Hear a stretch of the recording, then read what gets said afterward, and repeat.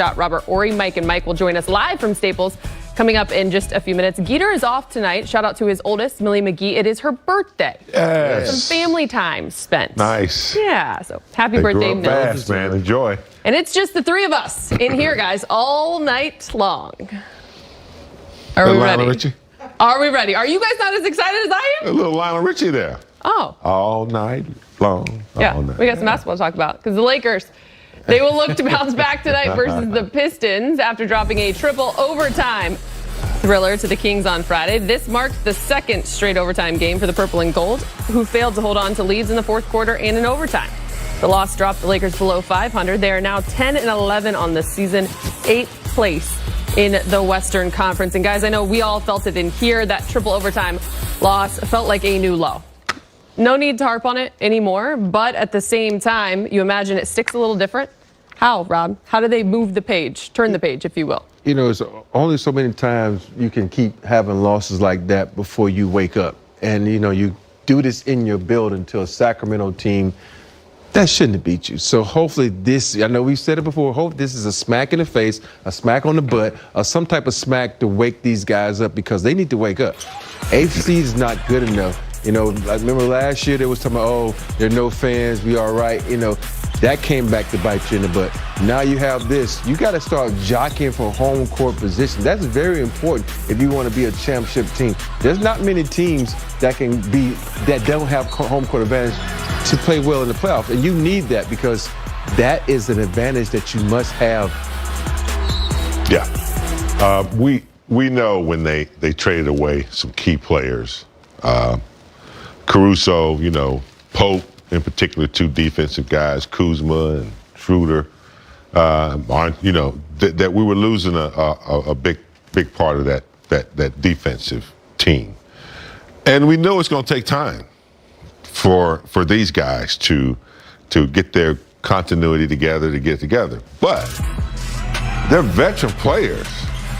And veteran teams do not lose games like this. They know how to beat the teams they're supposed to win. If you show me something in the first and second quarter and then you go totally away from it when it's winning time, that's unacceptable. So it's very frustrating to watch how they're losing and who they're losing to. And, you know, not taking advantage of, I mean, they got a lot of weapons and they're not using them. I mean, defense that's something they really got to, because they don't get the defense right. Forget about the offense. But offensively down the stretch, they have a lot of weapons that they could be using. They could be unpredictable if they wanted to, but they refuse to do the same thing over and over and over, and they lose. So, yeah, they should have been smacked in the face about a few weeks ago. But if that last game doesn't do it, then Houston, we got a problem.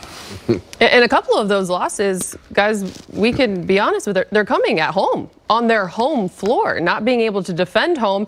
So today there's this element of wanting to just focus on basketball, but there's also another element, guys, that a lot of eyes are going to be on that of LeBron James and Isaiah Stewart. It happened just 1 week ago. You were quick to say, oh, we faced the Pistons in 7 days. Do you think they're past this? I don't think Isaiah's past it. I know LeBron probably like done brushed it off his shoulder and moved on. But when you got a young guy like that and he's already saying that he did it on purpose, that means he still has it, not in the back of his mind, but in front of his mind. He's still going to be aware of it. And I guarantee he's going to set a hard pick on LeBron.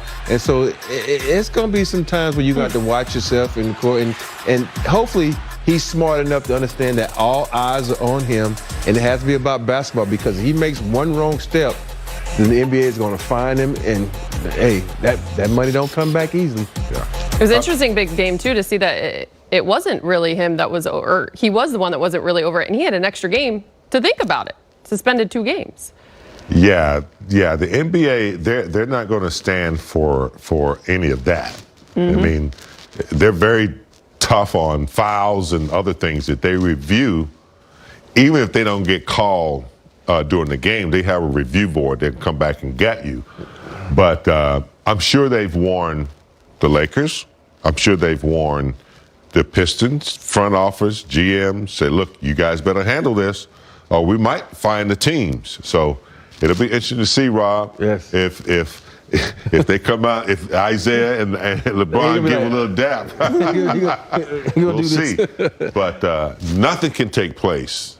No hard physical fouls. They better be cool and just play the game. And the one thing I will say about this, I guarantee you, those refs, when they meet at half court with the captains, they're going to say, hey, we calling it tight tonight. Anything that's suspect, we're going to call it and make sure they get a hold of the game. Because if the refs don't get a hold of the game and something happens, then chaos might happen. The understanding will be set forth before the ball is even tipped. Now for more on the Purple and Gold's matchup versus the Pistons, let's get you live to Staples Center. Lakers reporter Mike Trudell is standing by with more. Hello, Mike. Hey guys, welcome downtown. So Allie, here's the good news from the pregame. I didn't have to ask Frank Vogel who's in and who's out. We actually knew ahead of time, so everybody is available, of course, save for the guys that haven't played yet. That would be Ariza and Nunn. And so I got to ask him about the lineup, which he did not reveal the starters, but just sort of what did he see with Anthony Davis when he played during crunch time, especially against the Pistons at the 5. Would that portend to see a switch potentially for tonight, or do they want to go in that same direction that they've been going of late with DeAndre Jordan still with the starters? So here's Frank discussing that and more a couple moments ago.